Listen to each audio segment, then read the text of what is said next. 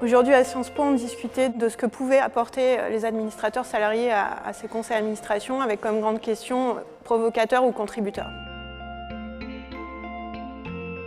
Je suis chercheuse CNRS au Centre de sociologie des organisations à Sciences Po. Et avec mon collègue Pierre-François, on s'intéresse depuis quelques années à la gouvernance des plus grandes entreprises françaises. Ce qui était intéressant, c'était d'avoir donc à la fois des représentants ou anciens représentants de salariés, et puis soit leurs patrons, soit les présidents des conseils. J'ai été élu en tant que représentant des salariés au conseil de surveillance pour 4 ans. C'est un rôle de surveillance du directoire qui présente les plans, les PMT, etc.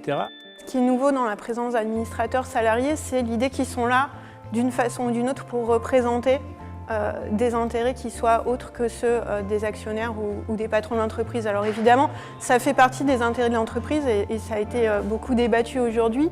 Ça n'est pas une parole, une voix qu'on a l'habitude d'entendre dans les conseils d'administration. Donc ça pose tout un tas de questions sur au nom de qui exactement ils doivent parler et jusqu'à quel point ils doivent s'identifier uniquement aux intérêts de l'entreprise. Je fais remonter au conseil de surveillance toutes les anomalies, toutes les suggestions que je peux apporter. Je me renseigne auprès de la direction commerciale. J'étais surpris du pouvoir que détenait un conseil de surveillance. En France, on n'a pas l'habitude d'avoir des représentants de salariés au conseil d'administration, contrairement à l'Allemagne. Et même, en fait, on n'a pas l'habitude d'avoir des gens qui représentent explicitement quelqu'un ou un intérêt en particulier au conseil d'administration.